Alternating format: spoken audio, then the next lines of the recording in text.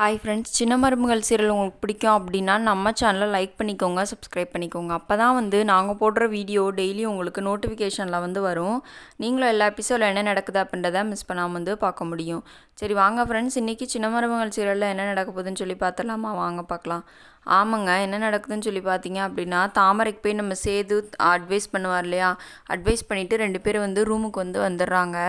வந்தோன்னா சேது என்ன சொல்கிறாருன்னா தமிழ்ச்செல்விக்கிட்ட, ஏன் தமிழ் நம்ம தாமரைக்கு இவ்வளோ அட்வைஸ் பண்ணியிருக்கோமே, அவள் அதை கேட்டு ஒழுங்காக நடப்பான்ற அப்படின்னு சொல்லி கேட்டிருக்காரு. அதுக்குடனே தமிழ் சொல்கிறாங்க, நீங்கள் அட்வைஸ் பண்ணுற அந்த இதில் இருக்கீங்க, அதனால் நீங்கள் அறிவுரை சொல்கிறீங்க, அது கேட்குறதும் கேட்காதும் அவங்கவுங்களோட விருப்பம், இதில் நான் சொல்கிறதுக்கு என்ன இருக்குது அப்படின்னு சொல்லி தமிழ் சொல்கிறாங்க.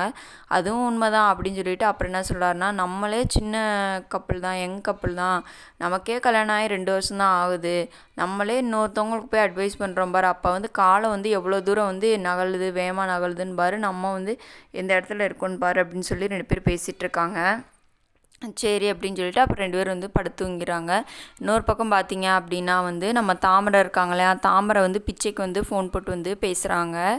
பேசி என்ன சொல்கிறாங்கன்னு சொல்லி பார்த்தீங்க அப்படின்னா, சரி தாமரை, நீ கிளம்பி வீட்டை விட்டு வெளியே வா, நம்ம 2 பேரும் போய் திருச்செந்தூர் முருகன் கோயிலில் போய் கல்யாணம் பண்ணிக்கலாம் அப்படின்னு சொல்லி சொல்கிறாரு.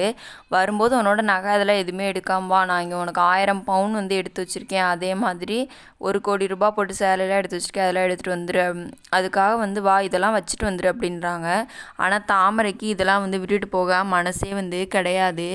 மனசே இல்லாமல் என்ன பண்ணுறாங்கன்னா, அதை எடுத்துகிட்டு போகலாம் அப்படின்னு சொல்லி அந்த பேக்கை தூக்கிக்கிட்டே இருக்காங்க. ஆனால் அவங்க அம்மாவுக்கு அதை விட மனசு இல்லை. அவங்க அம்மா என்ன சொல்கிறாங்கன்னா, இதை நீ எடுத்துகிட்டு போய் மாப்பிள்ளை கோச்சுக்கிட்டாருன்னா என்னடி பண்ணுவேன், அதெல்லாம் ஒன்றும் வேணாம், நீ இதை வச்சுட்டு போ, என்றைக்கா இருந்தாலும் இது உனக்கு தானே, நான் உனக்கு அப்புறமா கொடுத்து விட்றேன் அப்படின்னு சொல்லி சொல்கிறாங்க. அப்புறம் சரின்னு சொல்லிட்டு வீட்டை விட்டு கிளம்பலான்னு சொல்லிட்டு 2 பேரும் பேசிட்டு வெளியே வராங்க. கரெக்டாக பார்த்தா சித்ரா அவங்களாம் வெளியே வீட்டுக்கு வாசல் வெளியே படுத்திருக்காங்க.